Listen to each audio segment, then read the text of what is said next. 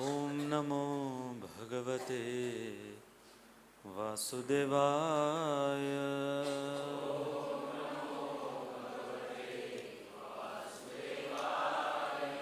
ओम नमो भगवते वासुदेवाय।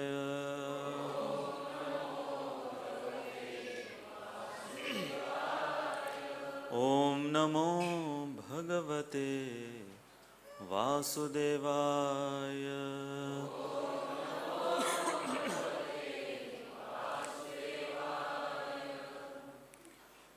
श्रीमद् भागवतम दशम स्कंद अध्याय क्रमांक 24। इस अध्याय का शीर्षक है गोवर्धन पूजा। श्लोक क्रमांक 19।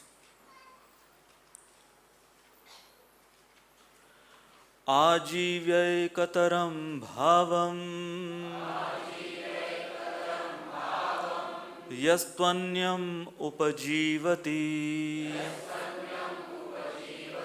न तस्माद्विन्दते क्षेमम्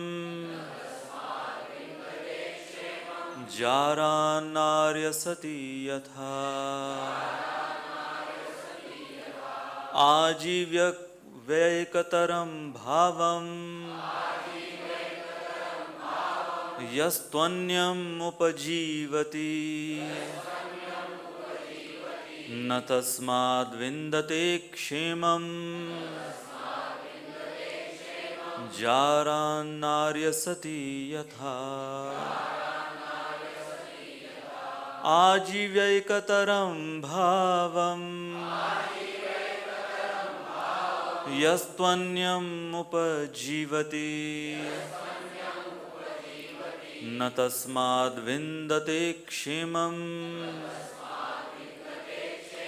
जारान्नार्यसति यथा।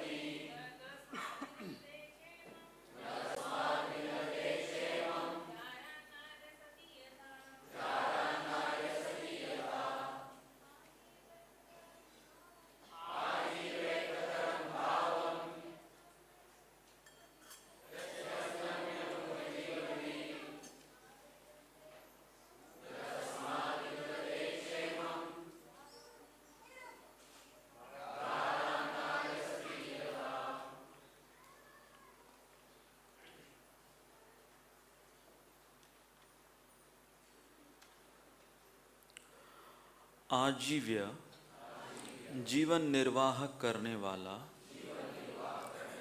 एकतरम एक, भावम जीव, यह जो तू, लेकिन, अन्यम दूसरा, उपजीवती स्वीकार करता है, न नहीं, तस्मात् उससे, विन्दते प्राप्त करता है, क्षेमम असली लाभ, जारान परपति या उपपति, नारी एक स्त्री, असति दुष्टा, यथा जिस तरह।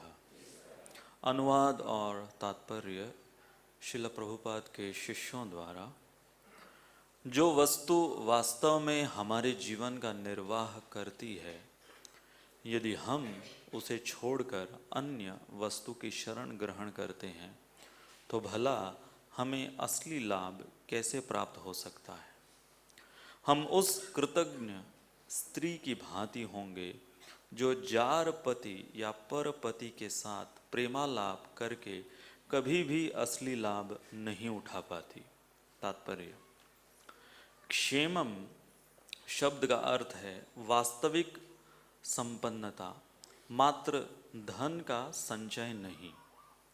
यहाँ पर भगवान कृष्ण खुलकर तर्क करते हैं कि जिस तरह कोई स्त्री अवैध पति से वास्तविक प्रतिष्ठा या प्रकाश प्राप्त नहीं कर सकती, उसी तरह वृंदावन के निवासी अपनी संपन्नता के असली स्रोत की उपेक्षा कर कर उसके बदले इंद्र की पूजा करके कभी भी सुखी नहीं हो सकते। श्रील जीव गोस्वामी के अनुसार बालक कृष्ण ने अपने पिता तथा अन्य गुरुजनों के साथ जो डिठाई दिखलाई, उसे उस दिव्य क्रोध का प्रदर्शन मानना चाहिए जो अपने नित्य भक्तों द्वारा एक नगण्य देवता का पूजन करते देखकर उनमें प्रकट हुआ था। ओम ज्ञानतिमिरान्धस्य ज्ञानाञ्जनशलाकया चक्षुरुन्मिलितं येन तस्मै श्रीगुरवे नमः। श्रीचैतन्यमनोभीष्टं स्थापितं येन भूतले स्वयं रूपः कदा मह्यं ददाति स्वपदान्तिकं। वन्देऽहं श्रीगुरो श्रीयुतः पदकमलं श्रीगुरून् वैष्णवांश्च श्रीरूपां साग्रजातां सहगणा रघुनाथान्वितं तं सजीवं साद्वैतं सावधूतं परिजनासहितं कृष्णचैतन्यदेवं श्रीराधा कृष्णपदान् सहगणा ललिता श्रीविशाखान्वितांश्च। हे कृष्णा करुणा सिन्धु दीनबन्धु जगत्पते गोपेश गोपिकान्त राधाकान्त नमोस्तुते। तप्तकाञ्चन गौराङ्गी राधे वृन्दावनेश्वरी वृषभानुसुते देवी प्रणमामि हरिप्रिये। वाञ्छाकल्पतरुभ्यश्च कृपा सिन्धुभ्य एव च पतितानां पावनेभ्यो वैष्णवेभ्यो नमो नमः। जय श्री कृष्ण चैतन्य प्रभु नित्यानंद श्री अद्वैत गदाधर श्रीवासदि गौर भक्तवृंद। हरे कृष्णा कृष्णा कृष्णा हरे हरे, हरे राम राम राम हरे हरे। हरे कृष्णा कृष्णा कृष्णा हरे हरे, हरे राम राम राम हरे हरे। हरे कृष्णा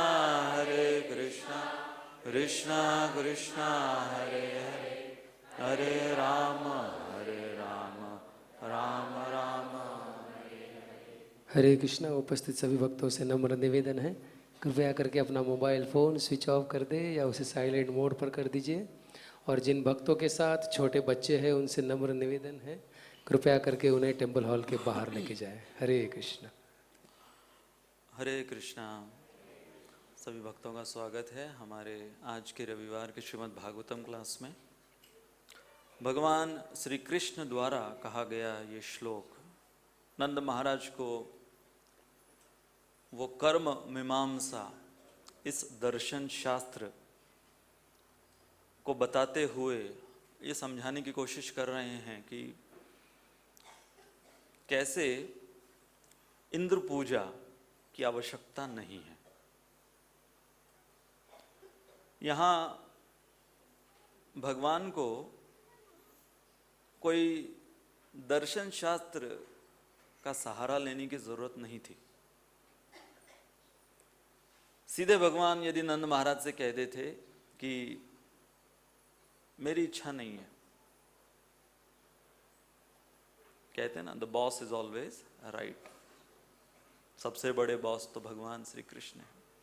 सीधा यदि भगवान कह देते कि मेरी इच्छा नहीं है, इंद्र पूजा नहीं होनी चाहिए, कोई प्रश्न नहीं। जैसे हम लोग क्लास के बाद पूछते ना, एनी क्वेश्चंस, तो भगवान कहते हैं नो क्वेश्चंस।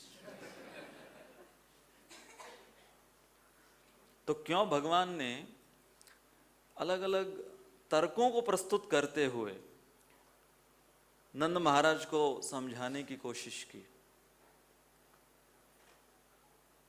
क्योंकि भगवान ये दर्शाना चाह रहे हैं कि हम जो भी चीज अपने जीवन में अपनाएं और जो भी चीज हम अपने जीवन में त्याग दें,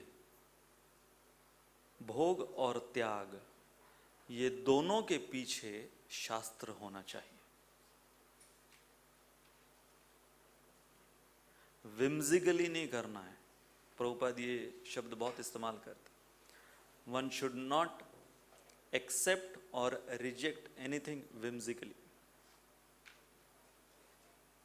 जैसे वो प्रसिद्ध घटना शिल प्रभुपाद के साथ हुई, एक व्यक्ति शिल प्रभुपाद को चैलेंज करते हुए, आप कृष्ण कृष्ण करते हो, why should I blindly believe Krishna? Prabhupada ने पूछा, do you know Krishna? No, I don't know. Then why are you blindly rejecting him?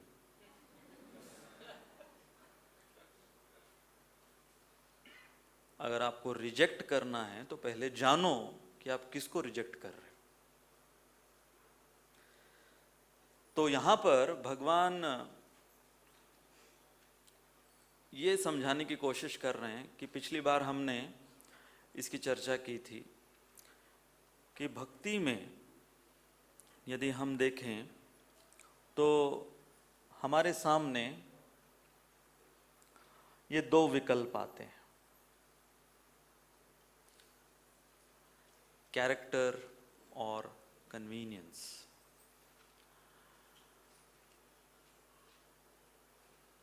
अब आजकल का आधुनिक समाज इस प्रकार का बनाया गया है जहां हर चीज, कलयुग की विशेषता क्या है? दो चीजें, क्विक एंड इजी। हर चीज हमें चाहिए जल्द और बहुत ही आसान तरीके से, क्विक एंड इजी। जैसे कल हमारे जागृति कार्यक्रम में हम इसकी चर्चा कर रहे थे। यदि किसी को बहुत अपना शरीर सुडौल बनाना है, सुडौल शरीर, तो उसको वर्जिश करनी होगी। पेट अंदर करना है, छाती सीना बाहर तान कर वर्जिश करनी होगी। तो अब वर्जिश करना किसी को पसंद नहीं है। ऐसा नहीं कि वो उसके बारे में सपने संजोता है कि मैं वर्जिश करूंगा, नहीं, उसका जो रिजल्ट है उसके सपने संजोता है। वो जो एक्ट है वर्जिश करने का, उसमें कोई आनंद नहीं है, मेहनत है, कष्ट है। तो आजकल वो लोग सॉल्यूशंस क्या देते हैं? Slim tea. बस चाय पीजिए और अपने आप पेट अंदर चला जाएगा। तो क्यों ये लोगों को ज्यादा अपीलिंग लगता है कलयुग के अंदर? स्लिम टी पीकर स्लिम हो जाओ। चाय की चाय हो गई, पतले के पतले हो गए। हाँ? और फिर वो लोग एडवर्टाइजमेंट भी ऐसे दिखाते हैं कि कोई बेचारा लगा हुआ है 6 महीना 1 महीना और पसीने ही पसीने हैं, और यहाँ पर कोई आराम से अपने सोफे पे बैठे हुए टीवी देखते हुए स्लिम टी पी रहा है और उसको देखकर हंस रहा है। मूर्ख आदमी।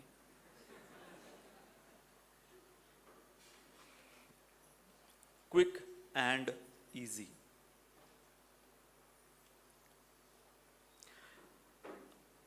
अब इसके कॉन्सिक्वेंसेस क्या होते हैं? कल हम इसकी चर्चा कर रहे थे कि बहुत बार हम जब चीज़ों को बहुत आसानी से हासिल कर लेते हैं या कोई भी वस्तु हमको आसानी से प्राप्त हो जाती है तो उसकी वैल्यू अपने आप धीरे धीरे कम होती रहती। तो इसका फॉर्मूला क्या है वो यदि हम जान लें तो हम कभी भक्ति में सहूलियत नहीं देखेंगे। फॉर्मूला ये है इन कलयुग, anything abundantly available and anything which is easily available, abundantly and easily, is taken cheaply. प्रचुर मात्रा में और आसानी से जो वस्तु उपलब्ध हमको करा कर दी जाती है तो उसका मूल्य धीरे धीरे कम होता रहता है। जैसे मैं जब रशिया गया था तो रशिया में जब उनके उत्सव होते हैं,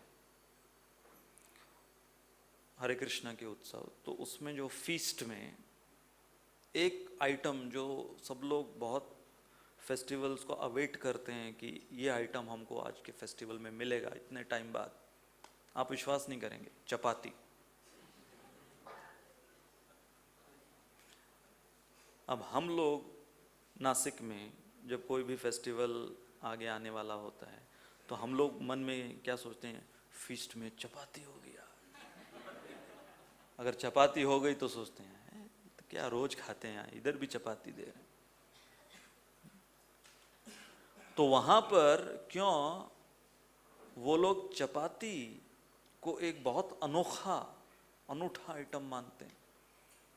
because it is not abundantly available and it is not easily available. वहां ना तो आटा मिलता है, न वहां पर किसी को आता है चपाती बनाना। जय श्री राधा मदन गोपाल जी की।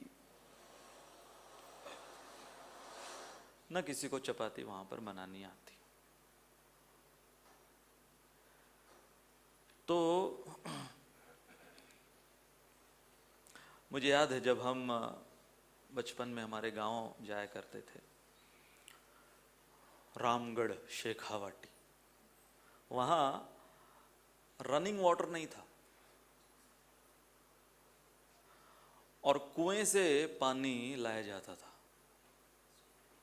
1-1.5 किलोमीटर दूर कुआं था, कुएं से पानी लाया जाता था। इसलिए हमारी दादी हमको बताती थी कि ये बाल्टी तुम्हारे लिए है, पूरे तुम्हारे सुबह के कार्यक्रम के लिए। एक बाल्टी पानी, उसी में तुमको सब कुछ करना है। अब देखिए, हमारा भी अनुभव है कि जब पानी फ्लोइंग वाटर आता रहता है नलों में तो हम लोग चिंता नहीं करते हैं, कभी भी नहा लेंगे, पानी तो आता ही रहेगा 24 घंटे। लेकिन बम्बई में कई जगहों पर ऐसा है कि केवल सुबह सुबह पानी आता है। अभी तो खैर लोग अपनी टंकियां भर लेते हैं, पहले वो जब सहूलियत नहीं थी तो सुबह सुबह उठ के आपको नहाना है, पानी आ रहा है। और कई लोग टंकियां होने के बावजूद पानी आ रहा है तो पहले खुद नहा लो, टंकियां तो भरती रहेंगी, दिन भर के लिए वो काम आएगा।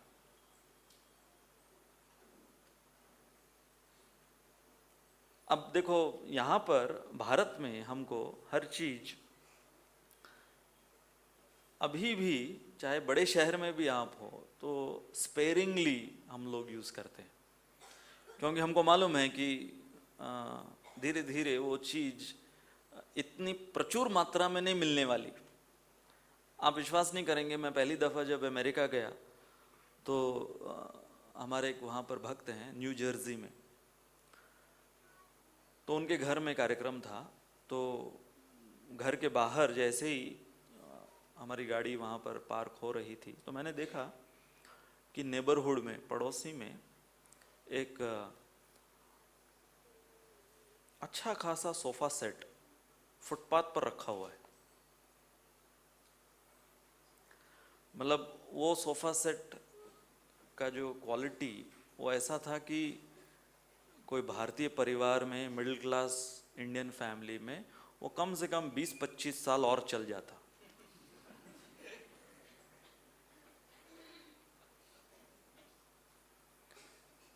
तो मैंने पूछा कि ये फुटपाथ पे ये सोफा सेट क्यों रखा हुआ? तो डिवोटी ने कहा प्रभु वो कचरा है, जैसे हम लोग कचरा रख देते हैं थैली, तो उन्होंने पूरा सोफा सेट बाहर रख दिया, कचरा है वो। ऐसा नहीं कि वो उधर ऑक्शन लगा रखा था, वो सेल पे लगा रखा था। इंडिया में तो अगर डिस्पोज भी करना है तो उसको OLX में डाल देंगे।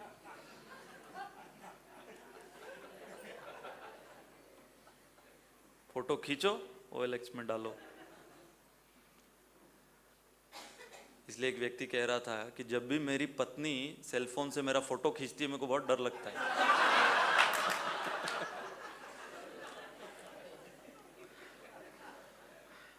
पता नहीं अगली बार कॉल आना शुरू हो जाएगा, आपको OLX में देखा हमने। तो वहां पर फिर प्रोग्राम हो गया। पहले तो मुझे आश्चर्य कि कचरे के रूप में इसको फेंका जा रहा है। और प्रोग्राम हो गया, जब बाहर आया मैंने तो देखा कि उनकी उनका एक, उसको बोलते हैं ट्रैश कॉम्पैक्टर, अघासुर जैसा एक बड़ा व्हीकल होता है वो, उसका मुंह इतना अघासुर के जितना बड़ा। तो वो पीछे से उसको खोला, 4 आदमियों ने वो सोफा उठाया और ट्रैश कॉम्पैक्टर के अंदर डाला और उसने कचुम्बर बना दिया उस सोफे का। तो मैं सोच रहा था कि अगर म्युनिसिपैलिटी की गाड़ी इंडिया में सोफे को उठाने आती तो पहले वो 4 आदमी अपने घर ले जाते उसको। ये लोग इतने ईमानदार कि उसको वहाँ पर पूरा उसका कचुम्बर बनाकर उसको अब जो भी रिसाइकल करेंगे, क्या करेंगे। तो इंडिया में देखिए हम हर चीज, ये जो वर्ड है स्पेरिंगली, वहाँ पर इतना प्रचुर मात्रा में सब कुछ अवेलेबल है। इंडिया में एक शैम्पू का बोतल खत्म हो जाए तो उसमें पानी डालकर और 5 दिन इस्तेमाल कर लेंगे, है ना। मैंने तो यहाँ तक देखा है टूथपेस्ट खत्म हो गया, पूरा उसके ऊपर चढ़कर निचोड़ लिया टूथपेस्ट पूरा। अब उसमें से कोई आशा नहीं है कि अंदर से बेचारे कंपनी वालों ने भी इतना न डाला होगा। उसके बाद में लास्ट में उसको किचन में ले जाकर बेलन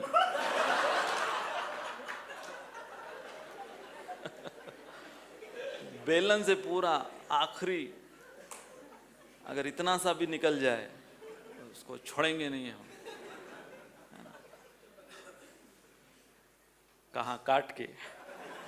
पहले मुझे याद है हमारे दोस्त वो फ्रूटी आती थी, फ्रूटी, तो पूरा वो स्ट्रॉ को सब जगह घुमा घुमा के पिएंगे कि कोने कोने में कहीं रह नहीं जाए, और वो पूरा होने के बाद में पूरा फाड़ेंगे उसको फ्रूटी को।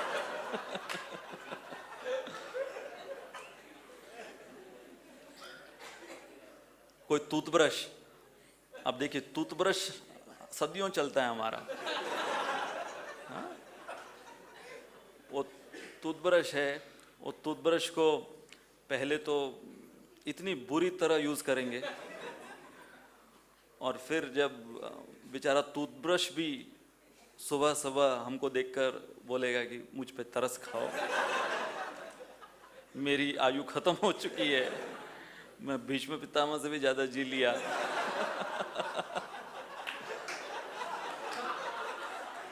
तो टूथब्रश पूरा कतरा कतरा उसका निकलने के बाद फिर हम उसको बाल डाई करने के लिए यूज करते हैं, है ना। कि अभी मुंह में तो नहीं डाल सकते, बाल डाई करते हैं अभी उसको।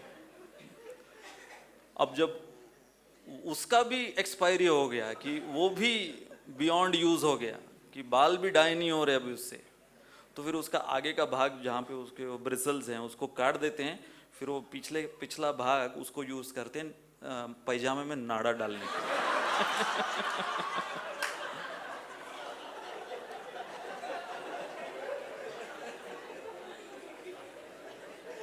और पैजामा पैजामा अगर पैजामा अब बियॉन्ड यूज हो गया तो उसके दोनों टांग काट कर वो लंबा वाला तकिया होता है उसका पिलो कवर, तो यदि कोई गेस्ट भी आकर उस पर बैठे तो कहे मेरे टांगों पर बैठा है तू।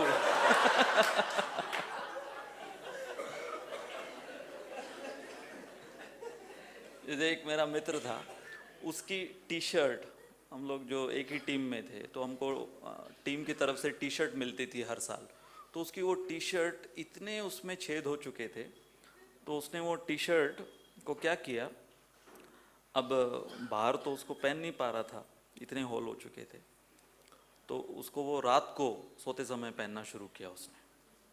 फिर बाद में होली का त्यौहार आया, तो होली के त्यौहार में होता है ना फटे हुए कपड़े, होली के त्यौहार में, और फिर होली के त्यौहार में भी वो अब ओल्ड हो गए, तो उसको फिर लास्ट में पोछे में यूज करते हैं। एक्चुअली इसके पीछे जो आप अगर मेंटालिटी देखो, तो क्योंकि भारत में ये सारी चीजें प्रचुर मात्रा में अभी तो खैर बहुत उपलब्ध हैं, परंतु एक समय था जब ये प्रचुर मात्रा में उपलब्ध नहीं होती, इसलिए हम हर चीज को स्पेरिंगली यूज करते थे। तो उल्टा क्या होता है, जब कोई चीज प्रचुर मात्रा में उपलब्ध की जाए और आसानी से, then we take it cheaply. तो मिनिमम एफर्ट्स मैक्सिमम रिजल्ट्स, ये फॉर्मूला लोग फॉलो करना चाहते हैं, और सब एडवर्टीजमेंट्स भी यही हैं। कम से कम आप इसके अंदर आपका एंडेवर डालो और मैक्सिमम रिजल्ट्स आपको उसके बदले में मिलेंगे। परंतु उसमें है क्या कि जब हम कन्वीनियंस पर फोकस करते हैं तो हमको फिर कैरेक्टर और क्वालिटी में कॉम्प्रोमाइज करना पड़ता है। जैसे मैं कुछ साल पहले क्रूज के भागवत सप्ताह दे रहा था क्रूज पर, तो वहां पर एक बहुत विशेष अनुभव ये रहा क्रूज पर भागवत सप्ताह। उसमें एक एडवांटेज स्पीकर को ये था कि ऑडियंस कहीं जा नहीं सकता, समुद्र में कूदना होगा उनको। तो दिन भर, अब 7-8 दिन वो क्रूज पर, तो कितना बोलेंगे, उसके बाद में फिर लोग, उनको भी वैरायटी चाहिए, तो भजन और बाकी उनके कल्चरल प्रोग्राम्स होते थे। तो बीच बीच में वो कुछ फैमिलीज आकर काउंसलिंग लेने के लिए प्रारंभ की। तो एक कपल आए, यंग कपल, दोनों वेल एजुकेटेड, और उनकी ऐसी समस्या, मैंने कभी ये समस्या कल्पना भी नहीं की थी कि कलयुग में ऐसी भी समस्या किसी की हो सकती है। तो हस्बैंड ने कहा कि हमारी एक ऐसी समस्या है, हमको समझ में नहीं आ रहा है कि हम कैसे इसको सुलझाएं, कैसे आपको बताएं, आपके ऊपर है, बताना है तो आपके ऊपर है। क्या ठीक है, बता ही देते हैं, आप क्या फर्क पड़ता है वैसे भी। उन्होंने कहा कि मैं और मेरी पत्नी दोनों अलग अलग कंपनी के सीईओ हैं।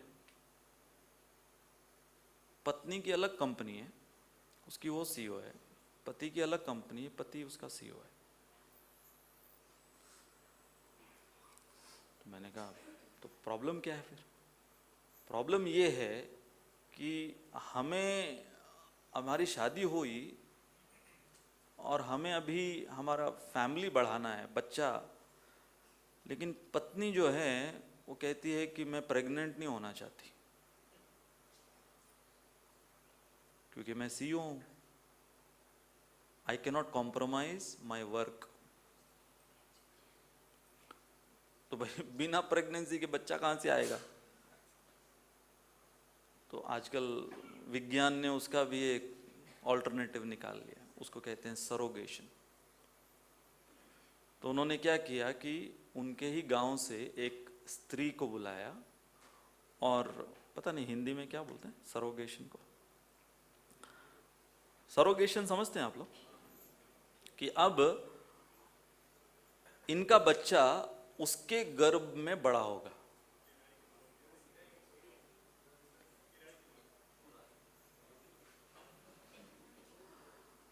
कोई बात नहीं, कोई बात नहीं। तो इनका बच्चा अब, वो जो गांव से उन्होंने वो महिला को बुलाया, उसको बहुत पैसे देने पड़े, कुछ 10-11 लाख रुपए उसके लिए। तो अब इनका कंडीशन ये था कि वो जनरली क्या होता है कि जो सरोगेट मदर जिसको बोलते हैं, कि जो बच्चा धारण करती है अपने गर्भ में, वो मिलती नहीं है, उनको मिलने नहीं दिया जाता है। जो अभी माता पिता आगे बनने वाले हैं, जो बच्चे को आगे परवरिश करेंगे, उनसे मिलने नहीं दिया। लेकिन ये इन्होंने एक्स्ट्रा पैसे दिए कि नहीं, वो स्त्री हमारे घर में ही बच्चे को अपने गर्भ में बड़ा करेगी, क्योंकि उसको उत्कृष्ट हम खिलाएंगे उस महिला को, ताकि वो बच्चा भी जब पैदा हुआ हो तो वो हाई क्वालिटी स्टफ खाकर पैदा हो। तो उसको अब 9 महीने इन्होंने अपने घर में रखा। तब एक स्त्री है जो कि अपने शिशु को, या जिस किसी के भी शिशु को गर्भ में रखी है, तो उसका वो अपनापन हो जाता है। तो पति बोल रहा था कि प्रॉब्लम यहां पर ये आ रही है कि वो अब रोज बातचीत होती है, आदान प्रदान होता है, तो वो बात बात में हर समय ये बोलती है मेरा बच्चा, मेरा बच्चा, मेरा बच्चा बोलती रहती है।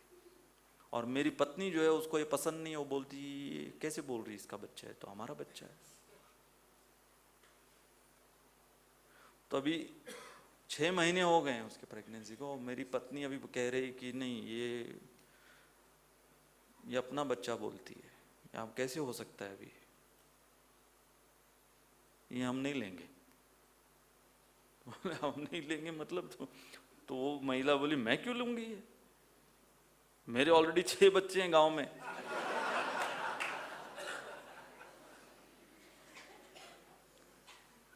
अब मैंने कभी कल्पना भी की थी कि इसको काउंसलिंग कैसे करूं मैं।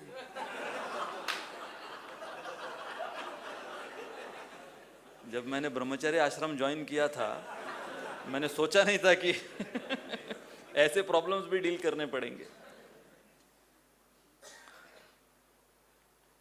मैं वही सोच रहा था कि ब्रह्मचर्य आश्रम में भेज दो अगर लड़का हुआ तो।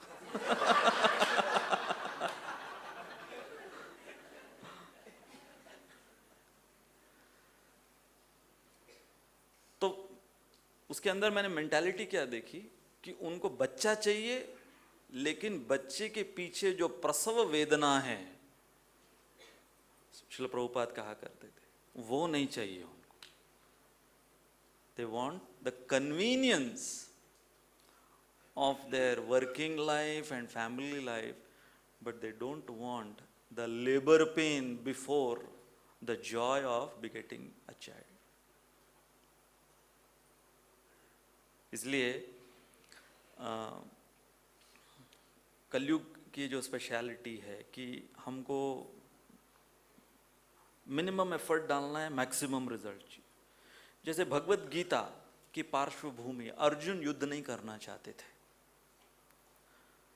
और भगवान श्री कृष्ण ने अर्जुन को गीता सुनाई, और गीता में भगवान ने अपना विश्वरूप दिखा दिया, और विश्वरूप में ये भी दिखा दिया, बता दिया कि अर्जुन यदि तुम नहीं मारोगे तो ये मेरा विश्वरूप, काल रूप तो इनको खत्म ही करने वाला है, या खत्म हो चुके हैं।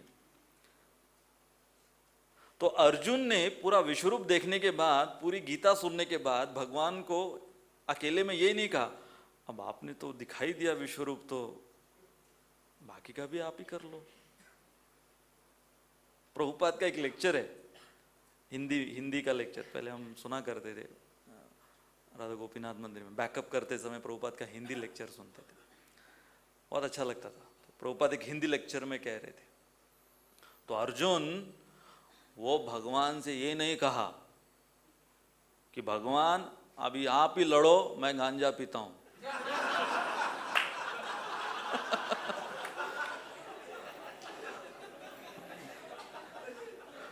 तो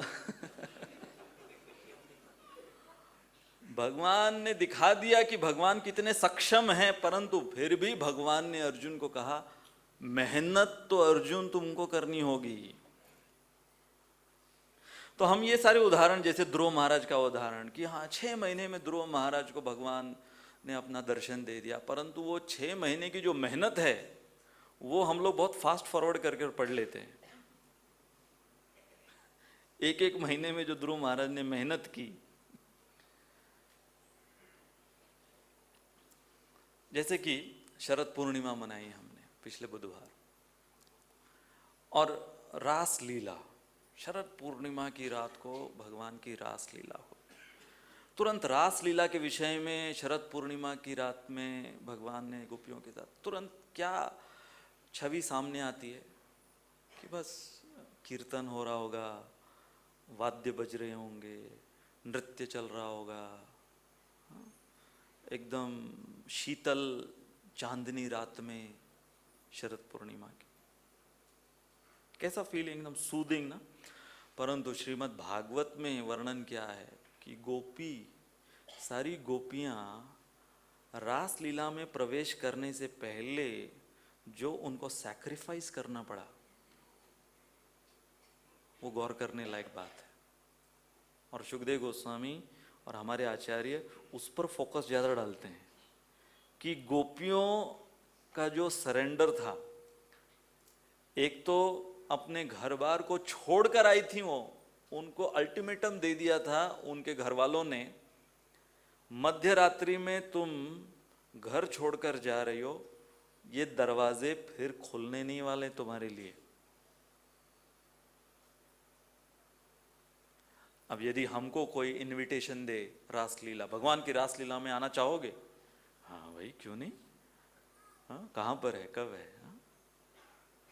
कंडीशन ये है कि तुम्हारे घर के दरवाजे हमेशा के लिए तुम्हारे लिए बंद हो जाएंगे। जैसे नवरात्र में लोग जाते हैं डांडिया वांडिया खेलने,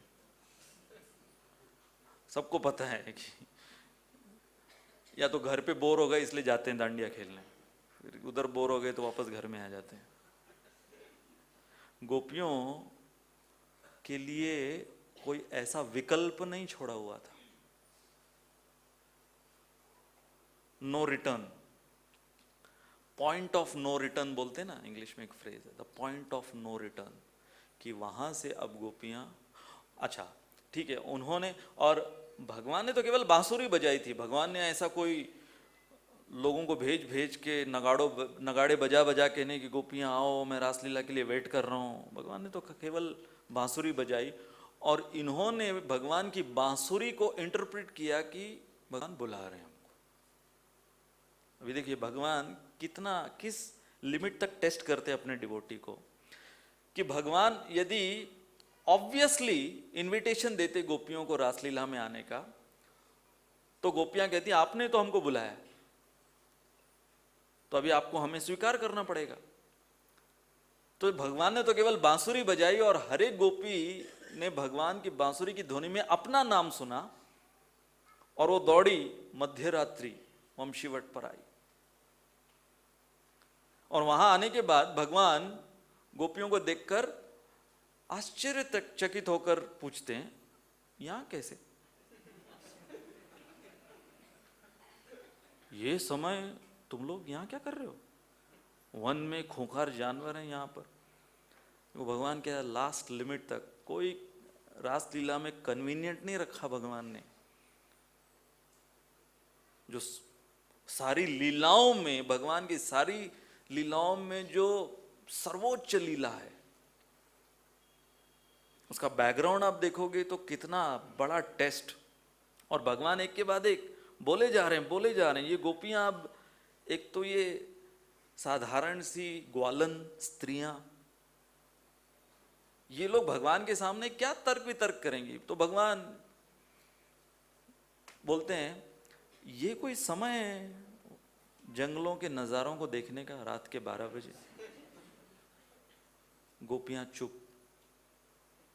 वर्णन है, कवि कर्णपुर वर्णन करते हैं कि अपने पैरों के अंगूठे से वो ब्रज के रज में वो कुछ गोलाकार में निकाल रही थी, नक्शे निकाल रही थी, चिंतित होती कि अभी हम तो हमारे घर बार छोड़ दिए और यहाँ कृष्ण हमें स्वीकार नहीं कर रहे हैं, और कृष्ण कह रहे हैं कि तुमने बहुत बड़ी गलती की, घर छोड़कर आए हैं, जाओ वापस। जाओ वापस? कहाँ जाओ? कौन हमें स्वीकार करेगा अभी? तो कई बार भगवान, अब यदि गोपियों को भगवान ऐसी स्थिति में डाल सकते हैं तो हम कौन है?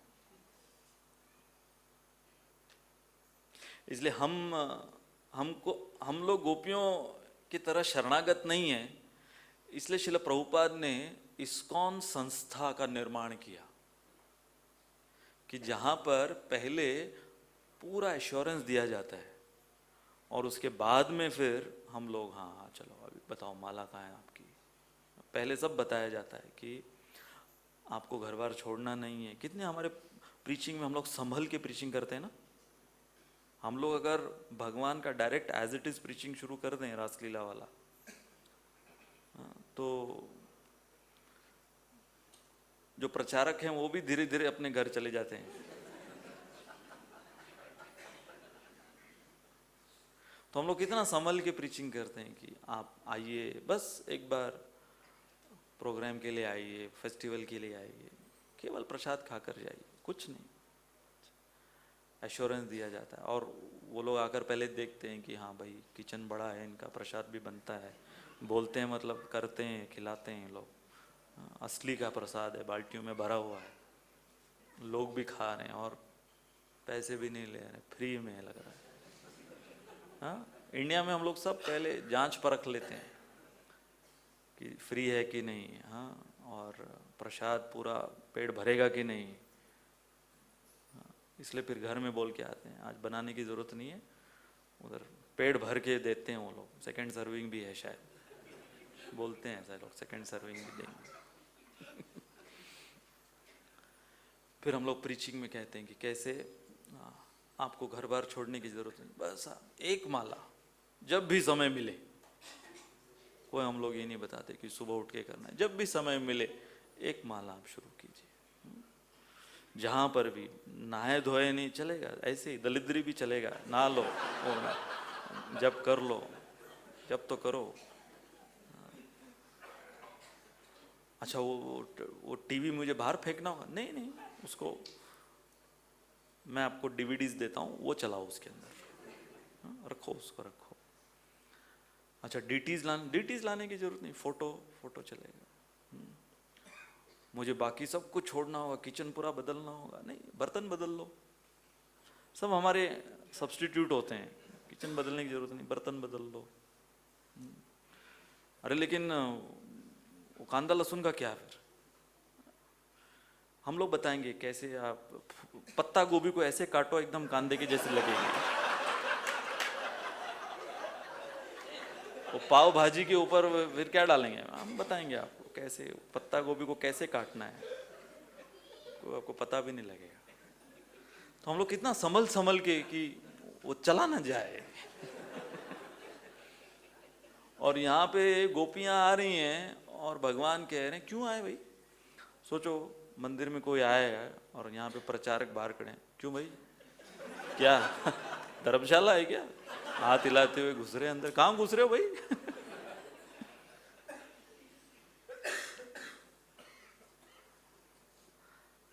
तो हाँ, रास लीला जैसी लीला के पीछे भगवान ने उसको कन्वीनियंट नहीं बनाकर रखा,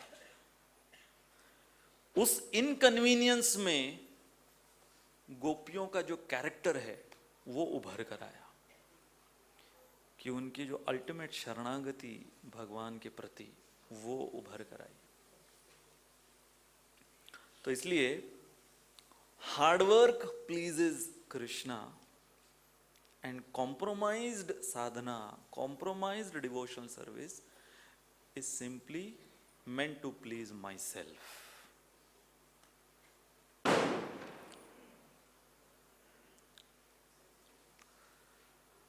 हमारे आचार्य जैसे कि विश्वनाथ चक्रवर्ती ठाकुर, बलदेव विद्याभूषण इत्यादि, उन्होंने जो हमारी साधना भक्ति का प्रथम अंग है श्रवणम, उसके विषय में बताया है कि जब हम श्रवण करते हैं तो श्रवण करने के पश्चात हमको कितना कन्वीनियंट लगता है ना श्रवण। इससे आसान क्या हो सकता है? बस आके बैठ जाओ, कहीं पर भी बैठ जाओ, कोई ऐसा रूल नहीं है कि आपको इधर ही बैठना है, कहीं पर भी बैठ जाओ, कान तो खुले ही रहते हैं, दरवाजे भी खुले रहते हैं इनके, तो कभी भी उठकर जाना है चले जाओ। तो श्रवण कितना कन्वीनियंट है। हमारे आचार्य उसके अंदर भी हमको दिव्य तप बताते हैं कि श्रवण हमको हमारी सहूलियत के अनुसार नहीं करना चाहिए, कि वो श्रवण कंप्लीट कब होता है, ये सबसे इंपॉर्टेंट है। कि हम लोग आकर क्लास में बैठे या हमने श्रीमद् भागवत पढ़ा घर पर, वो भी श्रवण ही है। अध्ययन, स्वाध्याय जिसको कहते हैं, खुद हमने उसका अध्ययन किया या हम लोग क्लास में आकर उसका अध्ययन कर रहे हैं, ये तो केवल शुरुआत है, फर्स्ट स्टेप है श्रवण का, बैठकर सुनना, श्रवण। उसके बाद हमारे आचार्य कहते हैं मननम, कि उसके ऊपर मनन करना है हमको। मनन का अर्थ क्या होता है? कॉन्टेम्पलेशन, चिंतन करना है उसके ऊपर। अब ये बहुत डिफिकल्ट पार्ट है, आके बैठकर सुन लेना और क्लास खत्म होने के बाद में पूरा सब फाइल इरेज हो जाते हैं हमारे। कितनी बार हमने अनुभव किया है, चाहे क्लास 1 घंटे की हो, चाहे 1.5 घंटे की हो, चाहे 2 घंटे की हो, चाहे कितना पावर पॉइंट यहाँ वहाँ से पॉइंट्स आ रहे हैं जा रहे हैं, कितने वीडियो आ रहे हैं जा रहे हैं, सब कुछ, ये आचार्य वो आचार्य, ये ग्रंथ, ये एग्जाम्पल, वो स्टोरी, सब कुछ हो गया। जैसे ही क्लास खत्म हुआ, खिचड़ी कहाँ है?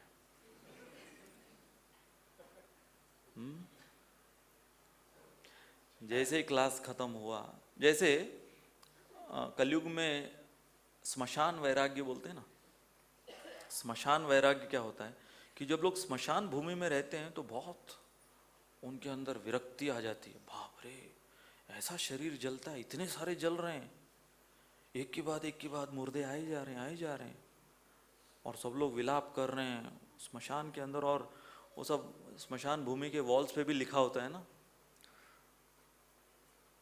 तुम क्या लाए थे, तुम क्या ले जाओगे, खाली हाथ आए थे, ऐसे ही जाओगे तिरड़ी पे।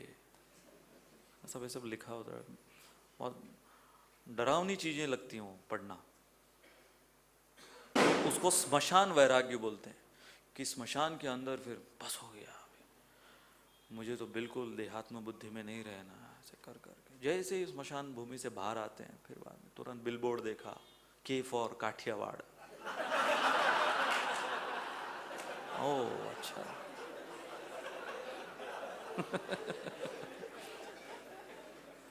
स्मशान भूमि में के फॉर कृष्णा, और बाहर आते ही के फॉर काठियावाड़ हो गया।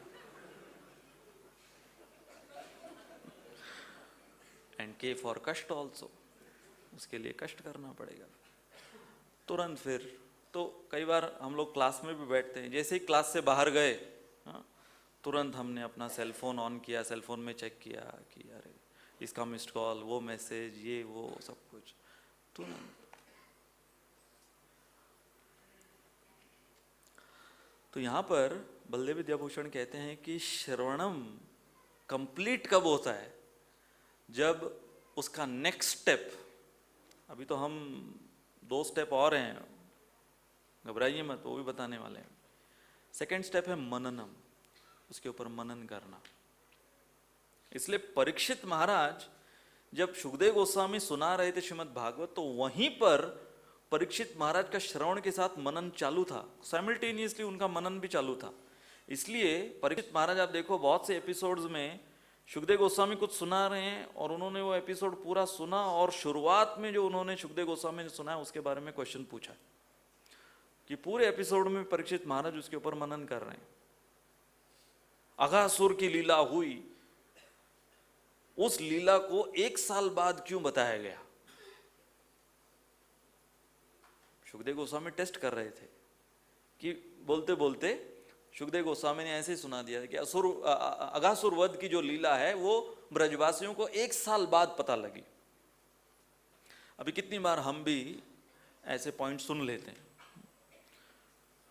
अगर मान लो स्पीकर बोल दे कि अघासुर वध की लीला 2 साल बाद सुनाएंगे, ठीक है भाई, क्या फर्क पड़ता है, 2 साल सही, हाँ?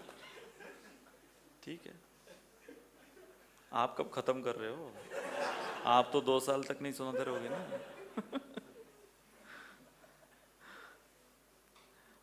हमको अगली बार पूछे कि अघासुर वध की लीला पिछली बार हमने सुनाई थी, अच्छा पिछली बार थी, अच्छा, फिर बगल वाले से पूछते हैं कौन था ये अघासुर?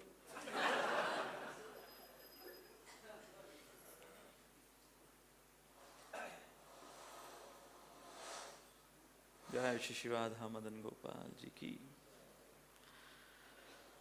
तो मनन के पश्चात है बीच वाला, हम अभी तक आपको वो स्क्रीन पे नहीं दिखा रहे हैं, क्योंकि वो जो बीच वाला है वो हमारे लिए कलयुग में स्ट्रगलिंग साधक के लिए।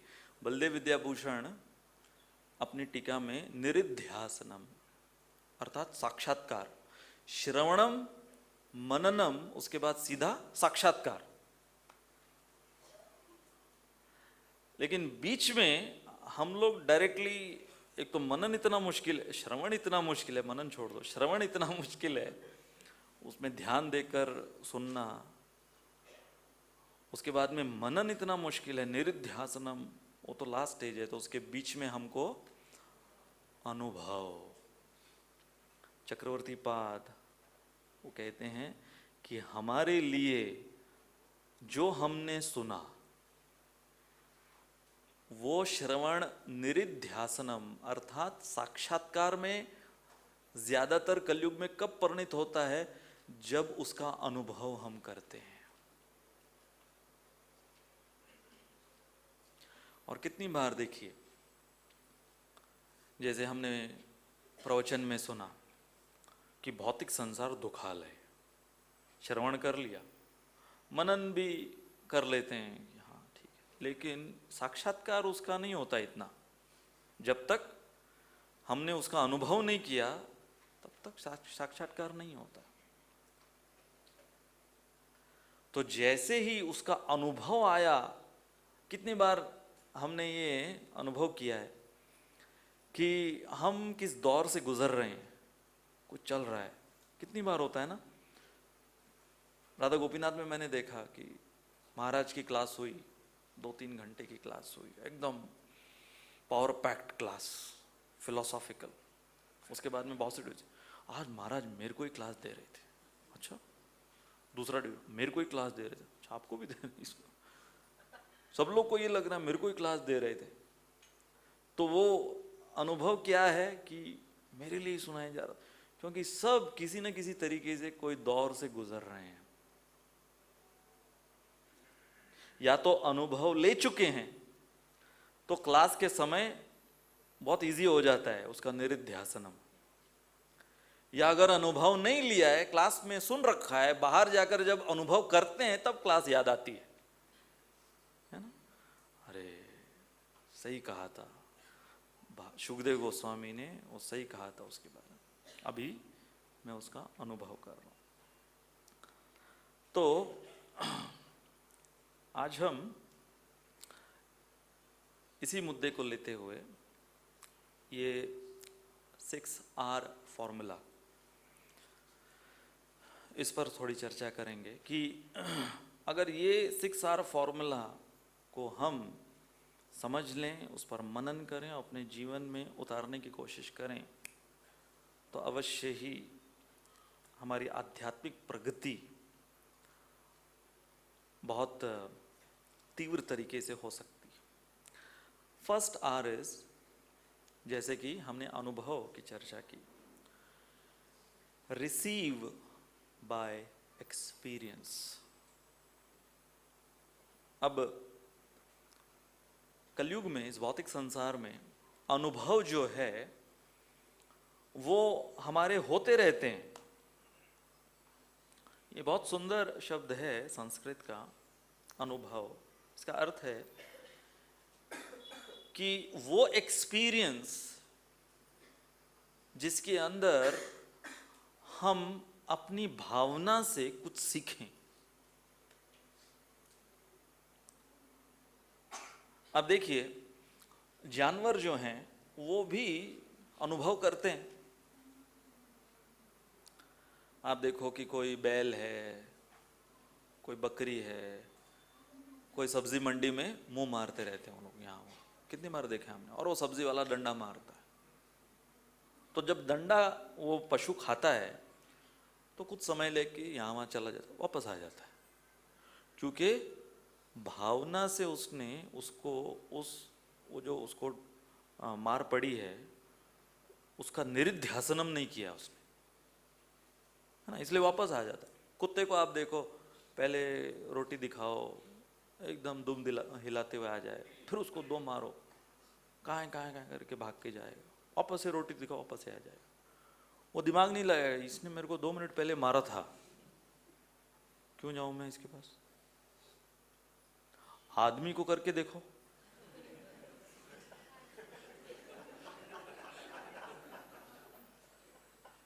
हाँ, 2 मिनट क्या हो, जिंदगी भर कभी वापस नहीं आएगा। क्यों? क्योंकि वही अनुभव जब मनुष्य करता है तो मनुष्य उस अनुभव से मनन कर कर कुछ सीखता है। इसलिए हमने जो फर्स्ट आर उसको रिसीव इसलिए कहा है कि हमें हमारे जीवन के अनुभवों के लिए रिसेप्शन प्रोग्राम ऑन करके रखना पड़ेगा हमारे जीवन का। होता ना, शादी के बाद रिसेप्शन होता है ना। क्या है रिसेप्शन? कि आप लोग आइए, अभी मैं आपको रिसीव कर रहा हूँ, आइए। तो वैसे हमारा जीवन भर हमको ये रिसेप्शन प्रोग्राम, अनुभवों को रिसीव करना। और हाँ, ये कोई बहुत उत्कृष्ट तरीका नहीं है साक्षात्कार प्राप्त करने का, परंतु कलयुग में हमारे आचार्यों ने कहा है कि ये एक पावरफुल मीडियम है। कलयुग तो छोड़ दीजिए, 12वें स्कंद में श्रीमद् भागवत के मार्कंडेय ऋषि की कथा है। तो मार्कंडेय ऋषि वो भगवान की प्रकृति की शक्ति कितनी है उसका अनुभव करना चाहते थे। इसलिए उन्होंने भगवान से कहा कि मुझे आप एक नमूना पेश कर कर दिखाइए, आपके माया शक्ति की क्या शक्ति, बहिरंगा शक्ति। तो भगवान ने कहा तथास्तु। और फिर जो प्रलय के समय मार्कंडेय ऋषि ने देखा, तो इसलिए महाभारत में वर्णन है कि महाभारत में जब पांडव वनवास में थे तो मार्कंडेय ऋषि मिलने गए। और मार्कंडेय ऋषि जब मिलने गए, ऐसे समय मिलने गए जब भगवान श्री कृष्ण भी उनसे मिलने आए थे। तो मार्कंडेय ऋषि ने जैसे ही भगवान श्री कृष्ण को वहां पर देखा तो पांडवों को डांटने लगे मार्कंडेय ऋषि, और पांडवों को कहने लगे कि अरे मूर्खों, तुम लोग पहचान नहीं रहे कि तुमसे मिलने कौन आए हैं। इनकी बहिरंगा शक्ति का एक नमूना मैंने देखा था और मेरी टाई टाई फिस हो गई थी।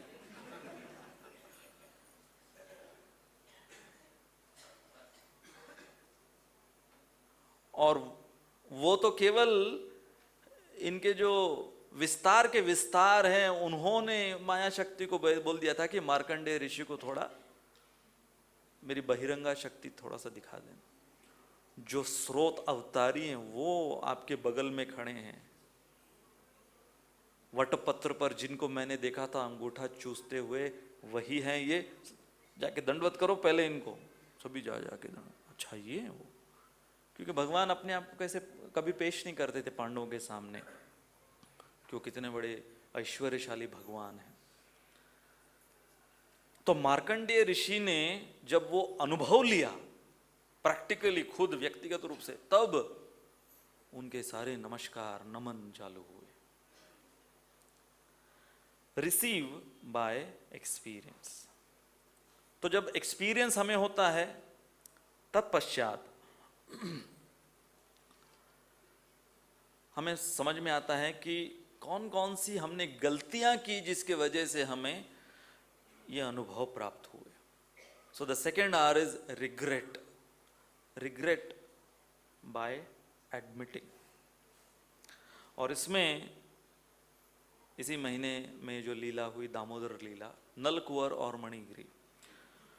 तो नलकुंवर और मणिग्रीव जब उनको अर्जुन वृक्ष बना दिया गया नंद भवन में, आंगन में, नंद भवन के आंगन में अर्जुन वृक्ष बन गए, और जब भगवान ने नलकुंवर मणिग्रीव का उद्धार किया, तो ये दोनों इतने वर्षों से जो इस पेड़ की योनि में बंधे हुए थे, तो जो अनुभव इनको हुआ, एक तो उस बंधन का और फिर बंधन से मुक्त होने का, भगवान की लीलाओं को अपने आंखों से देखने का, तो सबसे पहला भाव नलकुंवर और मणिग्रीव उनकी प्रार्थनाओं का भगवान के प्रति क्या था? रिग्रेट, कि हमने आपके शुद्ध भक्त नारद मुनि का अपराध किया। तो नलकुंवर और मणिग्रीव दिखाते हैं कि जो सेकेंड आर है रिग्रेट, उसको हमें कैसे अपने जीवन में अपनाना है? एडमिटेंस, कि हम स्वीकार करें कि हाँ मेरे वजह से, जैसे वो अवंती ब्राह्मण की कथा है कि न तो कर्म, न कोई नक्षत्र, न देवता, ये सब कोई मेरे दुख का कारण नहीं है। मनः परम कारणम आमनंती, मैं और मेरा मन स्वयं ही दुख का कारण है मेरे। एडमिटिंग बहुत मुश्किल है कलयुग में, फॉल्स प्राइड की वजह से एडमिट करना बहुत मुश्किल है। कम से कम हम पर्सनली अकेले में तो एडमिट करें कि मेरे वजह से, मेरे खुद के निज कर्म दोषे भजनेर बाधा, भक्तिविनोद ठाकुर गाते हैं कि मेरे साधना भक्ति में, मेरे भजन में जो बाधा आ रही है वो मेरे ही पिछले कर्मों की वजह से आ रही है और कोई कारण नहीं है। Next R repent by humility. और इसमें है जगाई मधाई का उदाहरण कि जगाई मधाई जो इतने बड़े पापी थे वो, कि उनका रिकॉर्ड एक अलग डिपार्टमेंट यमराज जी को खोलना पड़ा केवल जगाई मधाई के रिकॉर्ड के लिए, और वो डिपार्टमेंट में सारी फाइल्स फुल हो गई थी, पूरा जगह नहीं था। ये बताया गया है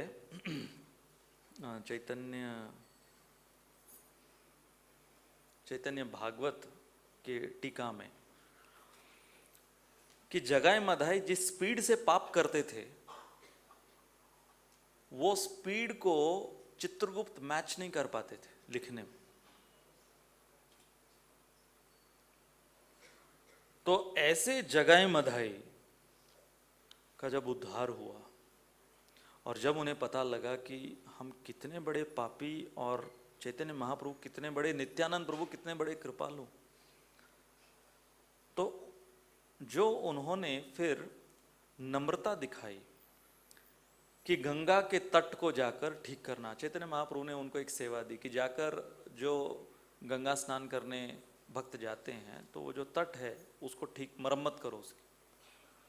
तो गंगा के तट की मरम्मत वो करने के लिए वहाँ पर वो सेवा में रत रहते। तो लोग जो देखते कि यही वो ऐसे ऐसे इन्होंने क्या कुछ नहीं किया, हमारी बहू बेटियों के साथ बलात्कार किया, लूट लिया हमारा धन, जला दिया हमारे घरों को, सब उनके अंदर वो आक्रोश था इनके प्रति। और अभी ये यहाँ पर स्वांग रच रहे हैं ये कि ये लोग भक्त बन गए हैं। तो वो लोग वहाँ पर जो पत्थर पड़े होते, पत्थर उठाकर जगाई मधाई को मारते थे, क्योंकि अब उनके अंदर वो डर नहीं था। वो ये मानते थे कि ये लोग बदल गए हैं, लेकिन पहले का बदला हम अभी भी निकालेंगे, छोड़ेंगे नहीं उसको। तो पत्थर से मारते थे। और इनकी नम्रता वही जगाए मधाई जो किसी की ऊंची आवाज सहन नहीं कर सकते थे। वो पत्थर उन पर जो मारा गया वो जाकर वापस देते थे उनको कि आप और मारो, हम इसी के लायक हैं।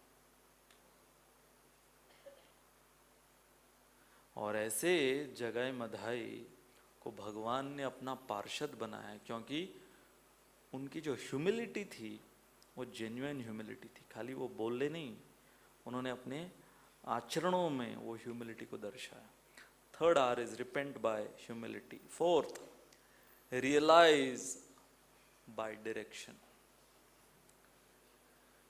कि हमें सही पथ को समझकर गुरु साधु शास्त्र के द्वारा, ये जो ट्रायंगल है गुरु साधु शास्त्र का, इस ट्रायंगल में डायरेक्शन प्राप्त कर कर, जैसे अर्जुन को भगवान श्री कृष्ण ने सही मार्ग दिखाया, मार्गदर्शन जिसको बोलते हैं, और फिर वही अर्जुन पूरे बदले हुए। तो हमारे जीवन में हमको शास्त्र के आधार पर, गुरु साधु शास्त्र के आधार पर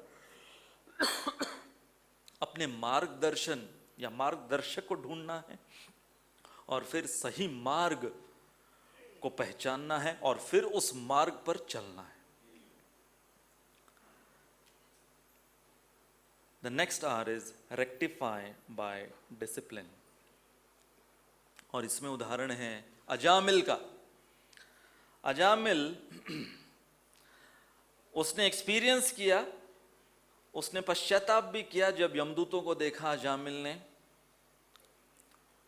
और उसको जब विष्णु दूतों ने बचाया तो अजामिल के अंदर से वो नम्र भाव निकला।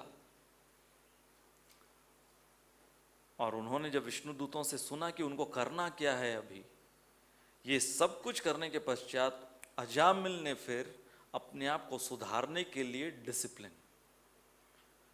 फिर 12 साल अजामिल ऐसी तीव्र साधना भक्ति अजामिल ने की कि उसके पश्चात फिर अजामिल भगवत धाम गया। सोचो, वही अजामिल जो कि यमपाश में बंधा हुआ यमलोक जा रहा था, वो भगवत धाम गया। Discipline, he rectified himself by strict discipline. और फाइनल है रीयूनियन बाय मर्सी। तो ये सब कुछ हम अपने बलबूते पर कर पाएंगे। Experience, admitting by regret, humility by repenting, getting direction by realisation, rectification by discipline, ये सब कुछ फाइनली भगवान से पुनः मिलन, रीयूनियन, ये सब कुछ करने के पश्चात हमें अब वेट करना है भगवान के मर्सी का। इसलिए दामोदर लीला की जो 2 उंगलियां हैं उसका प्रिंसिपल यही है कि पहली उंगली में ये सारी 5 चीजें हमारी ओर से। आप कहोगे 1 उंगली में 5 चीजें, क्योंकि जो दूसरी उंगली भगवान की है वो इतनी पावरफुल है। ये 2 उंगलियों के बारे में मैं सोच रहा था कि जो हम लोग साधक हैं कलयुग में, इस्कॉन में हम लोग साधना कर रहे हैं, तो अलग अलग स्तर पर हम लोग जो हमारा प्रयास है, हमारा योगदान है, वो दे रहे हैं। तो अगर ये दो उंगली का प्रिंसिपल है, एक है हमारा प्रयास, दूसरा है भगवान की कृपा, तो कई बार आप देखो कि कई भक्तों का प्रयास, उनकी उंगली बहुत मोटी होती है, प्रयास उनका बहुत भरकम प्रयास होता है, और कई भक्त होते हैं बहुत पतली उंगली होती है उनकी। पतली उंगली मतलब उनका प्रयास एकदम पतला सा। परंतु भगवान वो उंगली कितनी मोटी है, उंगली कितनी पतली है, ये नहीं देख रहे, उंगली है क्या वो देख रहे हैं। और यदि उंगली बहुत पतली भी हो तो भगवान अपनी जो दूसरी उंगली है उसको मोटा कर देते हैं, उसको पूरा करने के लिए। इसलिए ये जो दामोदर प्रिंसिपल है, दो उंगलियों का, 2 फिंगर प्रिंसिपल, ये हमको केवल कार्तिक के महीने में सुनकर उसको गाना नहीं चाहिए। पूरे 12 महीने, पूरे जीवन भर ये 2 उंगलियों का जो प्रिंसिपल है, हमारी ओर से प्रयास और फिर भगवान की ओर से भगवान की कृपा। अक्सर होता क्या है कि हम मायूस कब हो जाते हैं साधना भक्ति में, जब पहले के 5 हम करते रहते हैं, प्रामाणिकता से करते रहते हैं, जो अब यहां पर आप देख रहे हो,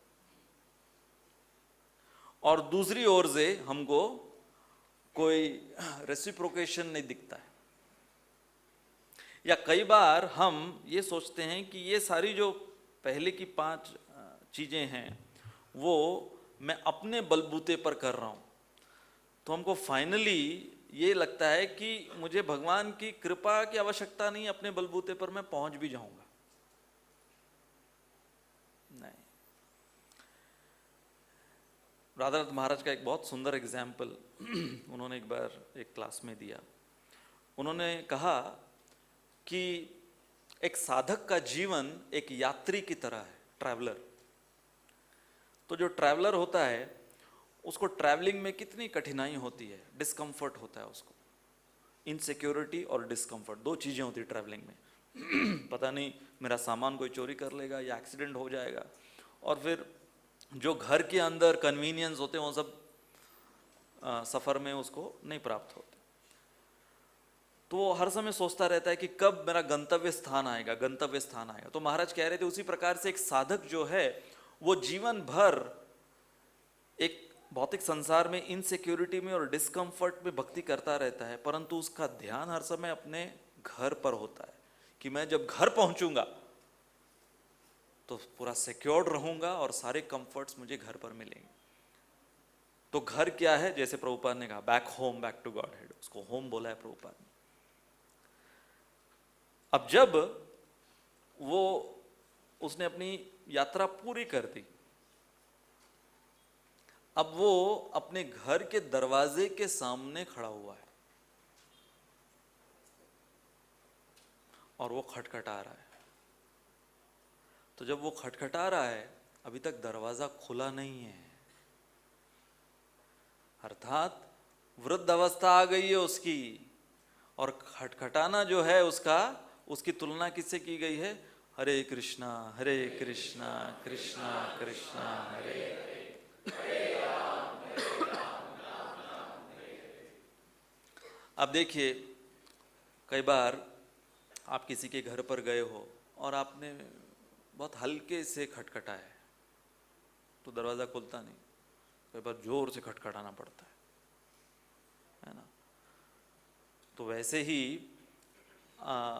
हम जब अपने घर के दरवाजे पर पहुंचते हैं तो हम कितनी प्रामाणिकता से खटखटा रहे हैं उस पर निर्भर करेगा अंदर से दरवाजा खुलेगा या नहीं खुलेगा।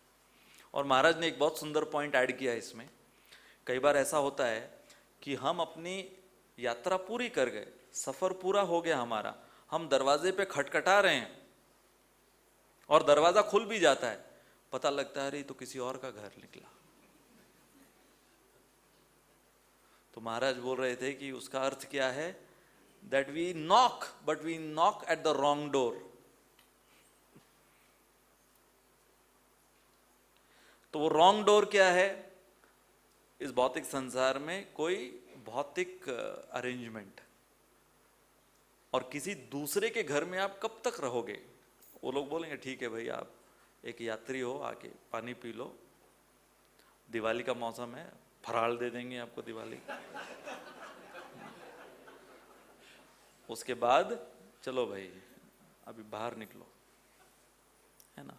जब किसी और का घर होता है तो ज्यादा समय तक वहां पर आप रह नहीं सकते। खुद का है तो वहां पर आप इत्मीनान से, अब आपको कोई इनसिक्योरिटी का प्रॉब्लम नहीं, डिस्कम्फर्ट का प्रॉब्लम नहीं। तो बहुत ये सुंदर कंपैरिजन महाराज ने किया। उसी प्रकार से हमारी साधना भक्ति है कि इनसिक्योरिटी डिस्कम्फर्ट में करते करते हमको फाइनली हमारा जो असली घर है वो घर, और इसलिए मैं एक बार उदाहरण दे रहा था कि हमारे ऑल्टर का जो दरवाज़ा है उसकी भी कड़ी अंदर से है, बाहर से आप खोल नहीं सकते। अगर ऑल्टर बंद है, आपको अंदर जाना है तो आप यहाँ से खोल नहीं सकते उसको। जब अंदर पुजारी वो भगवान को तैयार कर देंगे, हाँ, और भगवान भी निर्भर होते हैं पुजारियों के ऊपर। पुजारी लगे हुए हैं, 1 घंटे हो गए, 2 घंटे हो गए, भगवान भी खड़े हैं, खोलो भाई अभी जल्दी, रुको भगवान रुको, अभी थोड़े और फूल लगाने हैं। अच्छा,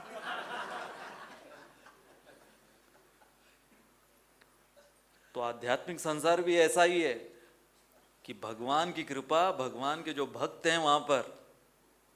इसलिए प्रभुपाद ने कहा, ब्रह्मानंद प्रभु और तमाल कृष्ण महाराज दोनों की जमती नहीं थी, तो प्रभुपाद ने दोनों को बुलाया, you better get along with each other, otherwise spiritual world you will be together, there will be lot of problem.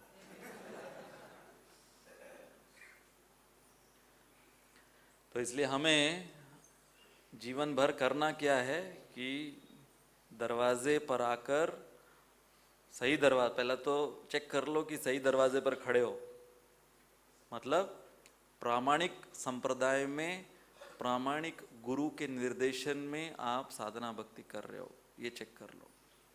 और फिर जो नॉकिंग महाराज श्री ने कहा, नॉकिंग है हरे कृष्णा कृष्णा कृष्णा हरे हरे, हरे राम राम राम हरे।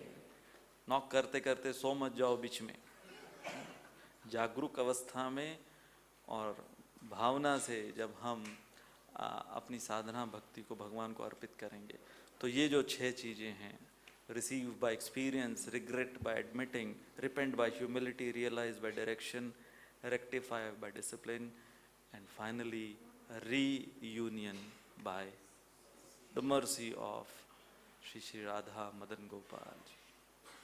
जय श्री प्रभुपाद की। किसी का कोई प्रश्न?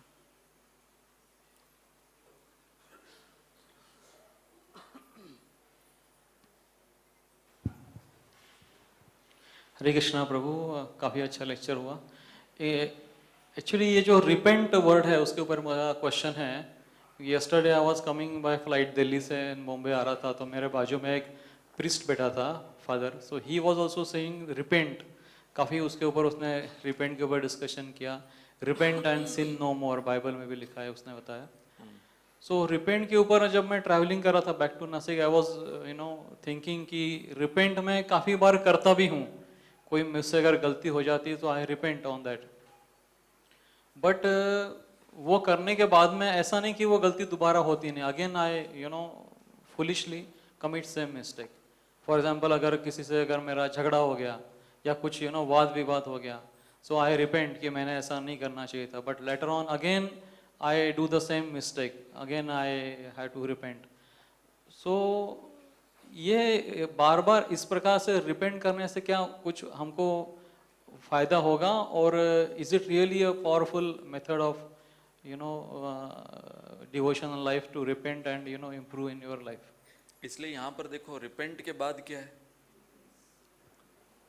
रियलाइज बाय डायरेक्शन, कि वो पश्चाताप को हमें सही तरीके से रियलाइज करना है, गुरु साधु शास्त्र के आधार पर उसको रियलाइज करना है।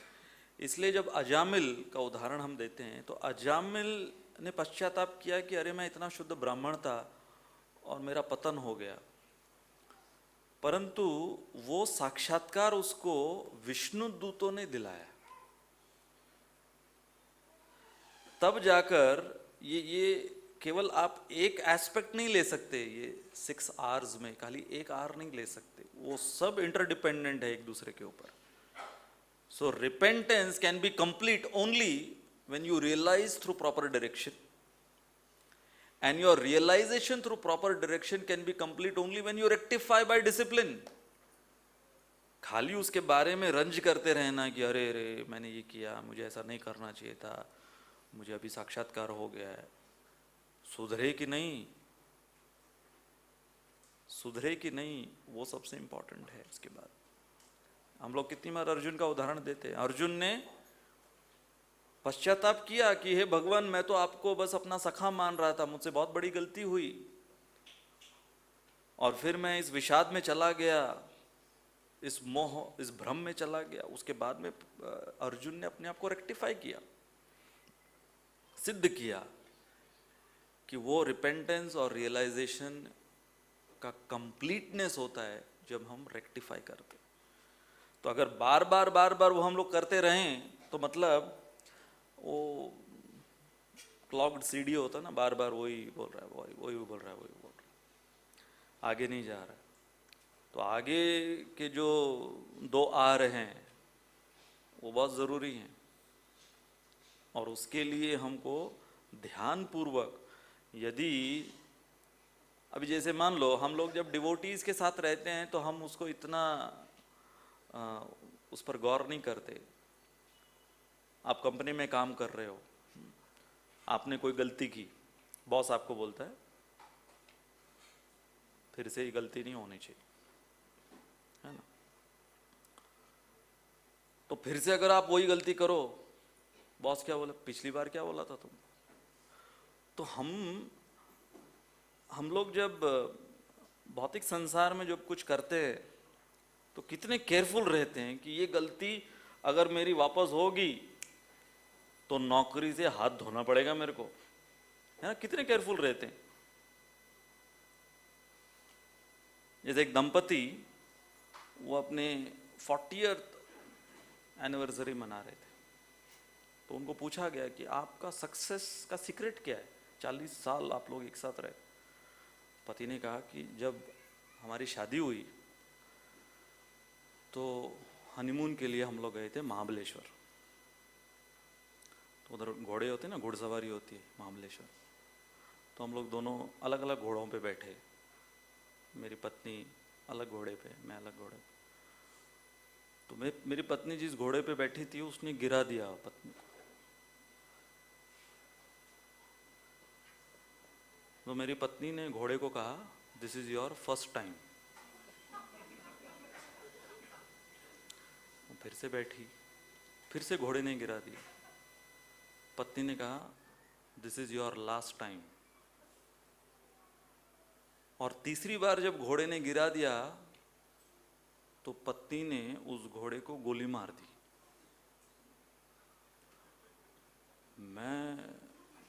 मेरी अभी अभी शादी हुई है, तो मेरी जो सांस है अंदर की अंदर रह गई, बाहर की बाहर रह गई, ये देखकर कि इसने घोड़े को गोली से मार डाला।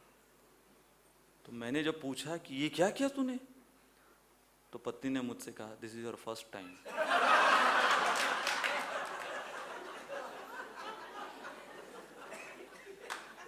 तब से लेके आज तक।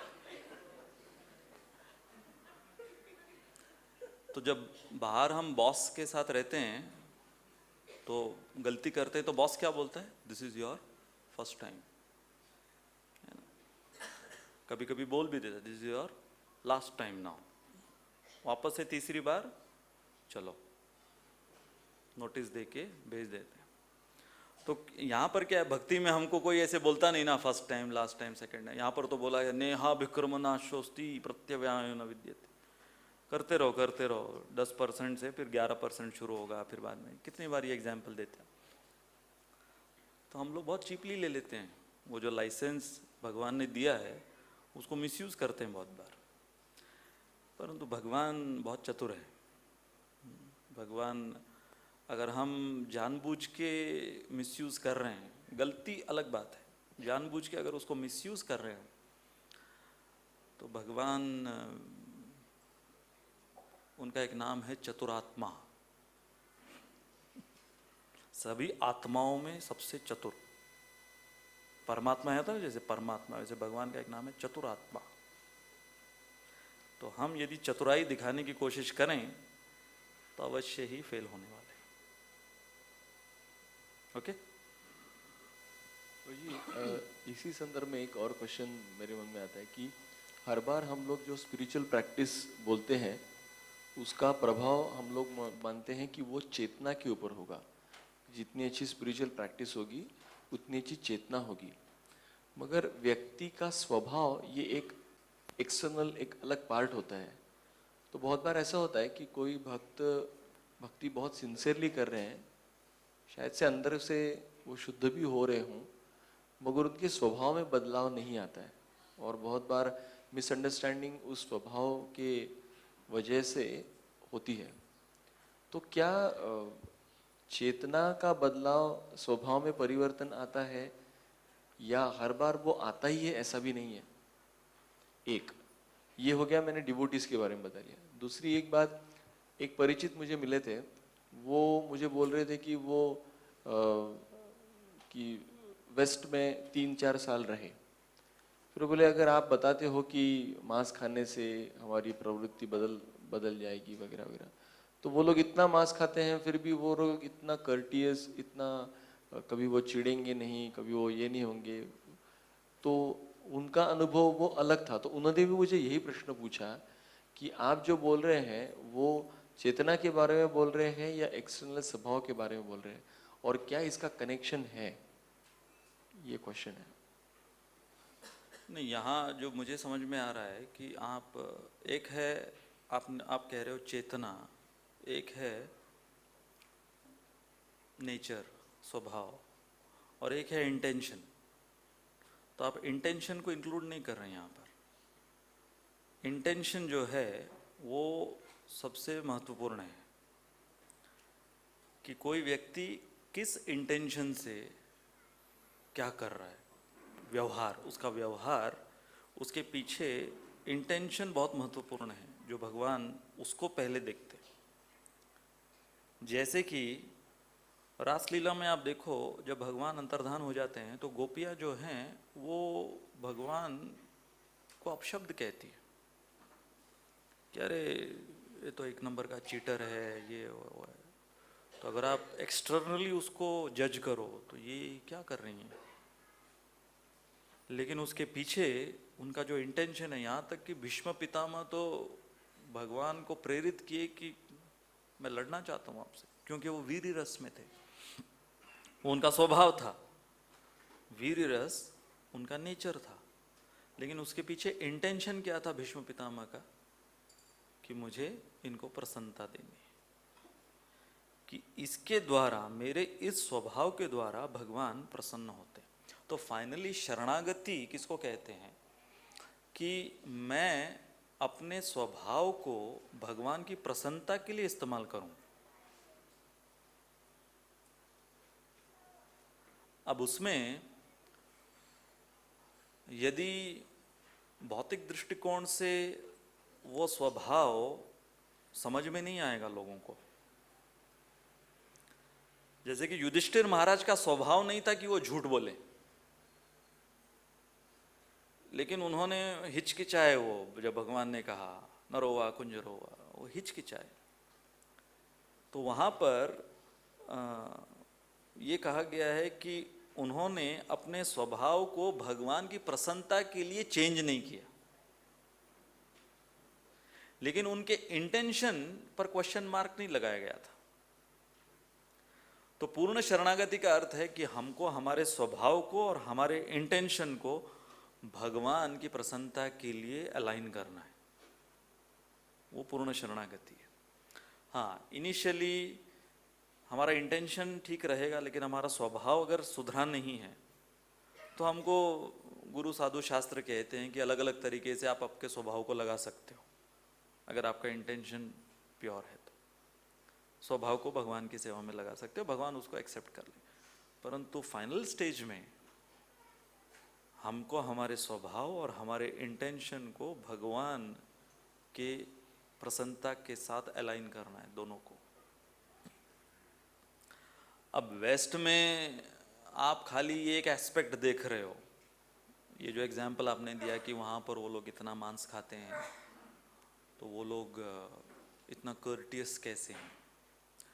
नहीं, सब जगह नहीं है ऐसे कर्टियस। वहाँ पर आप मतलब उनका जो आदान प्रदान बहुत जगह पर, ये खाली एक एक्सटर्नल है कि आपने कुछ उनको दिया तो थैंक यू बोलेंगे, ये सब बोलना, थैंक यू बोलना, फिर बाद में सॉरी बोलना, फिर आपको देखकर मुस्कुरा देंगे, ये खाली एक एक्सटर्नल लेवल पर है। उसके बाद में आप अगर उनसे व्यक्तिगत रूप से कुछ बात करने के लिए जाओ या उनसे कुछ रिश्ता स्थापित करने जाओ तो वहाँ पर उस डेप्थ में लोग, वो सेंसिटिविटी नहीं है उनके अंदर की हम कैसे किसी रिश्ते को सालों साल बरकरार बनाए रखें। खाली सॉरी थैंक यू से रिश्ते बरकरार नहीं होते। Just being, having civic sense will not keep relationships in a lasting way. तो वहाँ पर अगर ये देखें कि वो लोग शादी के 1-2 साल बाद ही एक दूसरे को सहन क्यों नहीं कर पाते, वहाँ पर फिर उनका कर्टियसनेस कहाँ गया। तो अगर हम डीपर लेवल में देखें तो डीपर लेवल में बहुत बड़ा फेलियर है वहाँ पर। लोग आजकल वहाँ पर जानबूझ के शादी नहीं कर रहे क्योंकि वो डरते हैं, रिलेशनशिप से डरते हैं वहाँ पर, क्योंकि इतना इम्पर्सनलिज्म लोगों के बीच में है कि कोई दूसरे की परवाह ही नहीं करता है कि चाहे उसके मन में कोई कुछ बुरा लग रहा हो या किस दौर से वो गुजर रहा हो, उसके बारे में उनके अंदर वो सेंसिटिविटी नहीं है। और हाँ, ये एक कारण इसके वजह से, अब देखिए जो बाहरी रूप से वहाँ पे क्लीनलीनेस वगैरह आप देखोगे वो बहुत अच्छी बात है, उसकी सराहना हमको करनी चाहिए परंतु उसके पीछे इंटेंशन क्या है। उसके पीछे इंटेंशन, जैसे प्रभुपाद ने अक्सर कहा कि you have made your material civilisation so called perfect that it is becoming very difficult for you to give it up.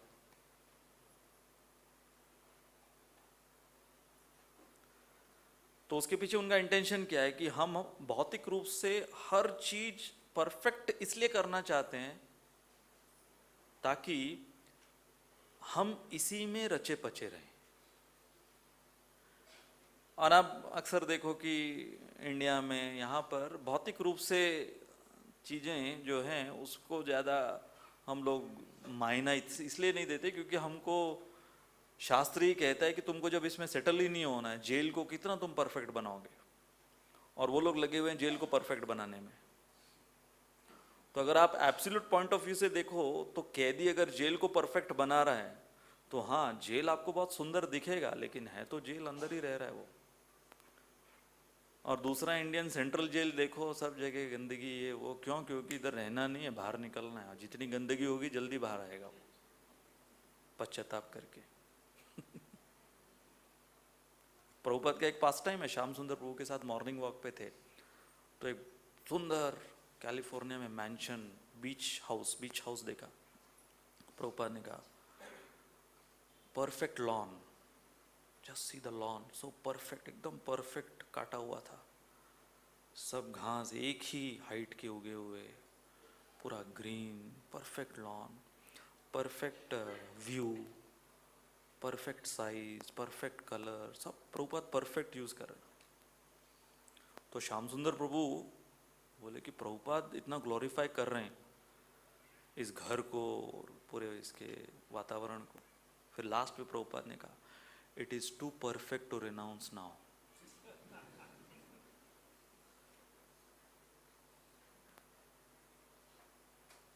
It is too perfect to renounce.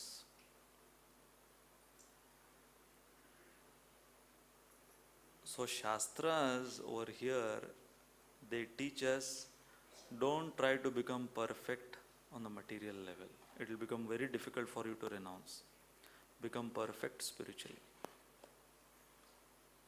Problem Hiranyakashipu का यही था. He wanted to become perfect materially, and he failed. वही हिरण्यकशिपु अगर कोई ordinary पिता होता और उसका बेटा अगर बोल देता है कि पिताजी आपको भक्ति करनी चाहिए, तो उसको ज्यादा ठेस नहीं बजे, थप्पड़ मार के चल यहाँ से. क्योंकि वो इतना परफेक्ट हो चुका था, उसके बाद में इतनी सी बात उसको सहन नहीं हुई. तो वैसे ही ये वेस्ट में भी प्रॉब्लम जो उसका फ्लिप साइड है, वो लोग नहीं बताते कि वो लोग जो इतना, अभी जैसे इंडिया में अगर लाइट चले जाए 12 घंटे, क्या फर्क पड़ता है हमको, तो मालूम है. अपना न्यूज़पेपर लेके शुरू हो जाएंगे थोड़ी देर के लिए. 12 घंटे ही तो लाइट गई, उसमें क्या है. ट्रेन अगर 4 घंटे लेट हो गई, चलो शेंगदाना खा लेंगे. वेस्ट में क्योंकि वो लोग इसके आदी नहीं हैं. अभी मैं इस बार जब यूके गया था तो वहाँ पर क्या हुआ, मैं मैनचेस्टर से वापस जा रहा था लंदन की ओर ट्रेन में. तो वहाँ पर अनाउंसमेंट हुआ कि ट्रेन जो है वो डिले हो गया, आधा घंटा ट्रेन डिले हो गई क्योंकि किसी ने आत्महत्या कर ली बीच में पटरी में. तो इसलिए वो सब अभी पुलिस आएगी. और तो यहाँ पर जितने वो पैसेंजर प्लेटफॉर्म पर थे, आधा घंटा ट्रेन लेट है, इन्होंने शोर मचा दिया. ऐसे कैसे हो सकता आधा घंटा, what is this, train is half an hour late, this is too much. और मैं वही सोच रहा था कि इंडिया में आप अगर शोर मचाने भी जाओ तो किसके पास मचाओगे. वो उसको और आधे घंटे लेट कर ले.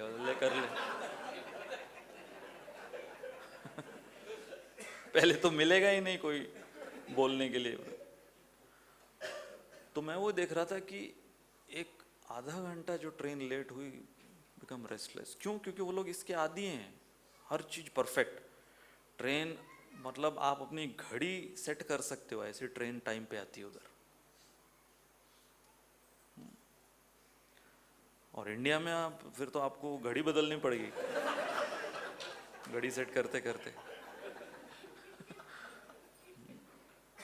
दिन बदल जाते हैं. ट्रेन के आने के दिन बदल जाते हैं, घंटे तो छोड़ दो. तो आप देखो कि इंडिया में ये एक बून है, बेनेडिक्शन है. When things are not up to the mark, it is blessing in disguise जो बोलते हैं. It's a blessing in disguise that we are being taught this is not a place to settle.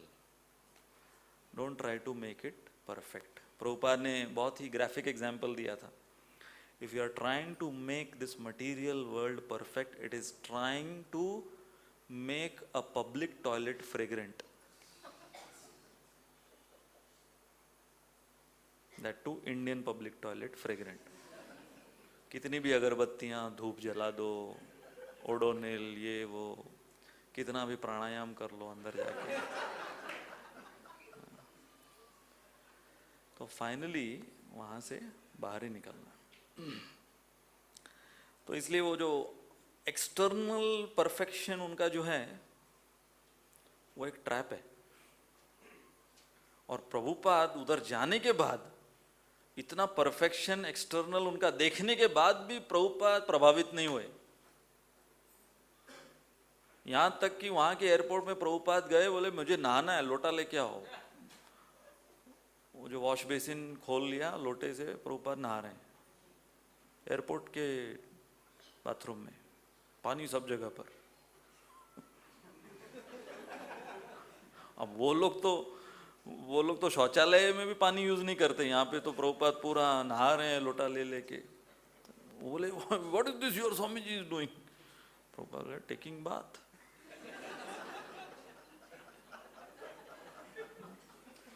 और पूरा गमछा वमछा पहन के नहा धो के तिलक विलक लगा के बाहर आए। Okay now the next flight.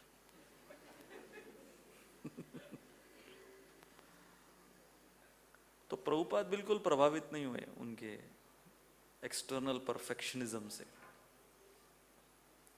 Prabhupada ने तो सीधा पॉइंट आउट कर दिया that this society is diseased. जैसे उनके गुरु महाराज ने कहा, there is only one problem and there is only one solution. The only one problem is lack of Krishna consciousness and the solution is Krishna consciousness. जय श्रील प्रभुपाद की, ग्रंथराज श्रीमद् भागवतम की, ताई गौर प्रेमानंदी।